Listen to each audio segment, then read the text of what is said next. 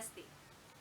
आज हम जानेंगे कि रेनी सीजन में हम कौन कौन सी वेजिटेबल क्रॉप्स लगा सकते हैं, क्योंकि रेनी सीजन जो है वो सबसे बेस्ट होता है क्योंकि इसमें सॉइल का मॉइस्चर बना रहता है और बहुत अच्छा बना रहता है, जिससे जर्मिनेशन जो है पौधों की वो बहुत अच्छी होती है। तो आइए चलिए जानते हैं कि कौन कौन से वेजिटेबल्स, कौन कौन से पौधे हम अपने रेनी सीजन में लगा सकते हैं। अदरक।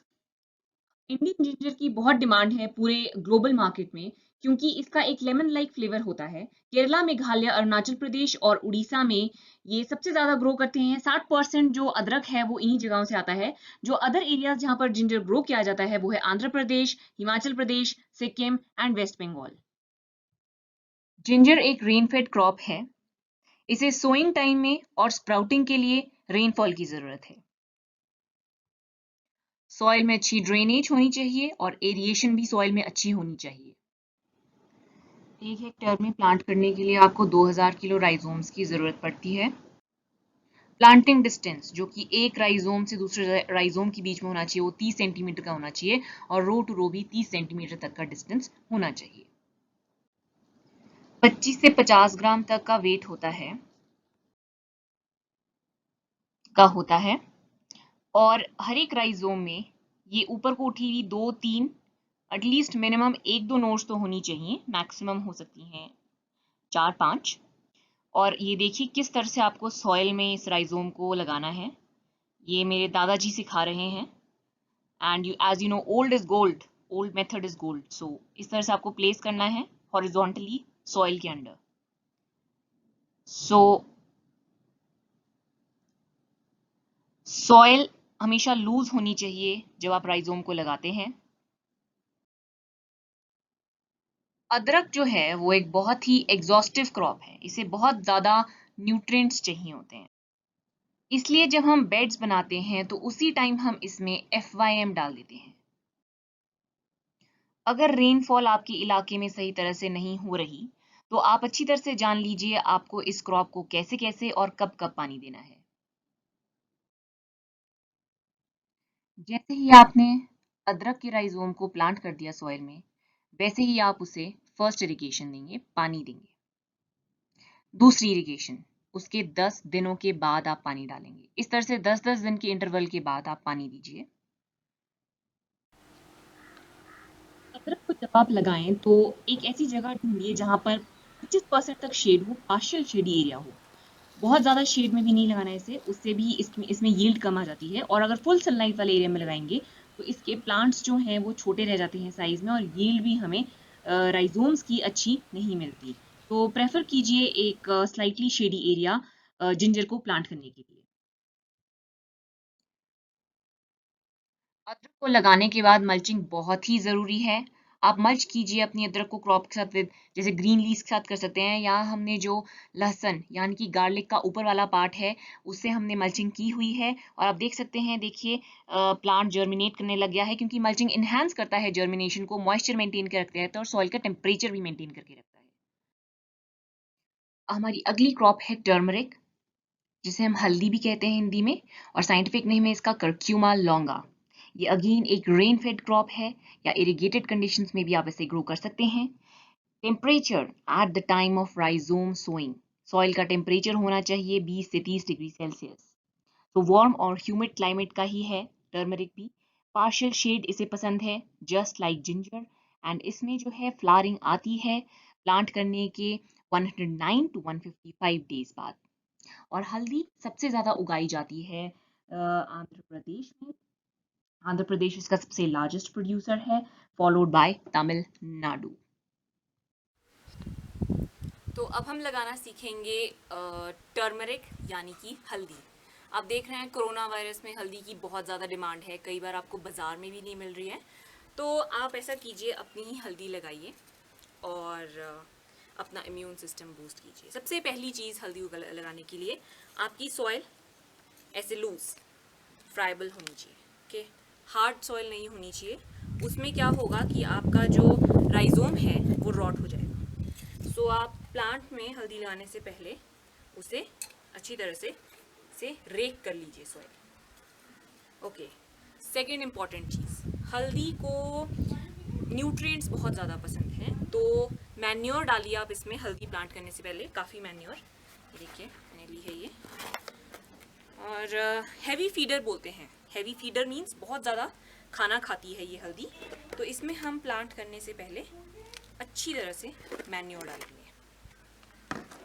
ये देखिए इस तरह से हमने ये मैन्योर डाल दी, because it's a heavy feeder और इसे काफ़ी अच्छा लगता है अगर इसे हम अच्छी तरह से मैन्योर डालेंगे। नेक्स्ट चीज़ ये है हल्दी का rhizome.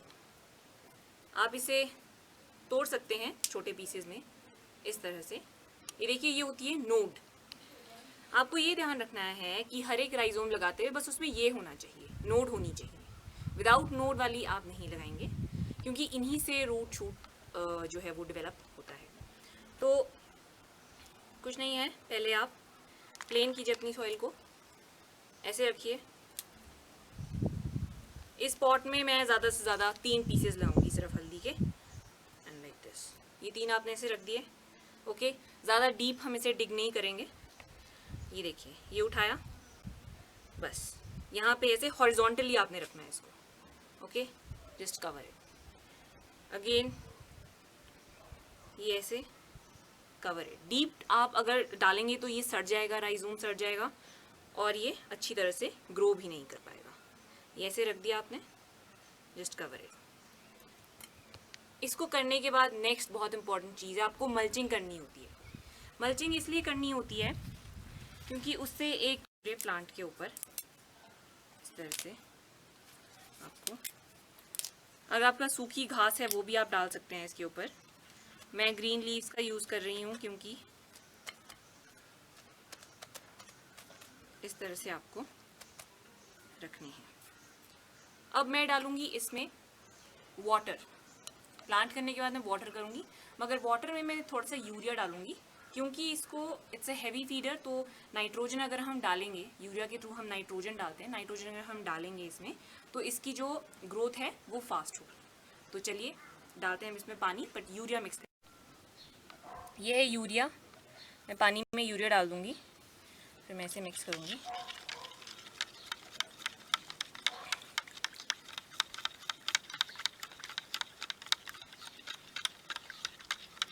Over watering, under watering नहीं की जाती इसकी, ठीक सा पानी दिया जाता है। एंड सेकेंड चीज़ ये है कि टर्मरिक 7 से 8 महीने की क्रॉप है। 7 से 8 महीने में आपका टर्मरिक फुल ग्रो करेगा। और ये एक रेनी सीज़न एक्चुअली क्रॉप है ये, क्योंकि इसे प्रॉपरली वाटर वगैरह मांगता है ये। तो इस तरह से आपने टर्मरिक लगाने के बाद उसे पानी दे देना है, ठीक है। देखिए अभी मैं इस पर थोड़ा सा और मल्चिंग कर दूंगी। टमेटो, जिसे हम हिंदी में टमाटर कहते हैं और इसका साइंटिफिक नेम है सोलेनम लाइकोपर्सिकम। ये टमाटर रिच होता है लाइकोपीन में। लाइकोपीन एक बहुत ही पावरफुल एंटीऑक्सीडेंट है और ये कैंसर से लड़ने में बहुत मदद करता है। नदर्न जो स्टेट्स हैं वहाँ टमाटो की 2 क्रॉप्स ली जाती हैं। एक होती है स्प्रिंग क्रॉप, एक होती है ऑटम क्रॉप। स्प्रिंग क्रॉप को लगाया जाता है लेट नवंबर में और ट्रांसप्लांट किया जाता है फील्ड में in the second fortnight of January. और ऑटम क्रॉप लेने के लिए इसकी सोइंग की जाती है जुलाई अगस्त में और ट्रांसप्लांट किया जाता है अगस्त सितंबर में। हिली एरियाज में इसे मार्च अप्रैल में लगाया जाता है और इसकी सीडलिंग्स को ट्रांसप्लांट किया जाता है अप्रैल में। तो क्योंकि मैं एक हिली रीजन में रहती हूँ इसलिए हमने इसको मई में ट्रांसप्लांट कर दिया था फील्ड में, एंड अब ये ग्रो होगा ताकि हमें एक ऑटम क्रॉप मिले। और देखिए कैसे ये उग रहे हैं। अगली जो हमारी क्रॉप है जो हम आजकल ग्रो करते हैं वो है फ्रेंच बीन्स, जिसे हम फेजियोलस वल्गैरिस साइंटिफिक नेम के नाम से जानते हैं। सोइंग टाइम इसका हिल्स में इसे लगाया जाता है। देखिए अलग अलग सोइंग टाइम है हर जगह का। अगर आप हिली एरियाज में रहते हैं, जैसे हम लोग हिली एरियाज में हैं, तो हम इसे लगाते हैं March to beginning of May. Okay, अगर आप प्लेन्स में रहते हैं तो इसे जुलाई से सितंबर के बीच में। एंड जनवरी से फरवरी के बीच में प्लांट किया जाता है, और सदर्न इंडिया में से सितंबर से नवंबर के बीच में प्लांट किया जाता है। नॉर्थ ईस्टर्न सेंट्रल जोन में से अक्टूबर एंड में लगाया जाता है। हार्वेस्टिंग टाइम 45 डेज में, अगर बुश बीन्स हैं तो 45 डेज में वो मैच्योर हो जाती हैं और आप उसे काट लेते हैं। पोल टाइप बीन्स भी 60 to 75 डेज में बनके तैयार हो जाती है। बीन्स जो होती है वो दो तरह की होती हैं, एक होती है बुश टाइप, एक होती है पोल टाइप। दोनों का सीड रेट अलग अलग होता है। जो बुश टाइप होती है उसका सीड रेट होता है 35 से 40 किलो सीड पर हेक्टेयर, और जो बुश टाइप है उसका सीड रेट होता है 10 से 12 kilo seeds per hectare. Beans जब जर्मिनेट करती है उसके 10 दिन बाद, या आप कह सकते हैं जब ये 2 लीफ स्टेज में आती है, तब आपको इसके रूट जोन में बैविस्टिन डालना चाहिए एट द रेट ऑफ 2 ग्राम पर लीटर, ताकि इसमें रूट रॉट का चांस ना हो आपके बीन्स में। चिली, जिसे हम मिर्च भी कहते हैं, कैप्सिकम एनम होता है इसका साइंटिफिक नेम, 60 दिन के अंदर ये प्लांट तैयार हो जाता है। जून जुलाई इसका प्लांटिंग टाइम है। देखिए जो चिली होती है उसके बीजों को पहले छोटी छोटी ट्रेज में हम इनिशियली उसको छोटी ट्रेज में लगाते हैं, एक एक सीड को एक एक ट्रे के बॉक्स में, और उसके बाद 5 से 6 वीक्स बाद हम उसे फील्ड में ट्रांसप्लांट करते हैं। इससे क्या होता है कि सक्सेस रेट प्लांट के चलने का ज्यादा होता है। ये देखिए ये सारे मिर्च के पौधे थे। अगली क्रॉप जो हम आजकल लगाते हैं बरसातों के दिनों में वो है मेज। इसे हम मक्की भी कहते हैं और इसका साइंटिफिक नेम है जियामेस। सोइंग टाइम क्या है इसका? Just before monsoon starts.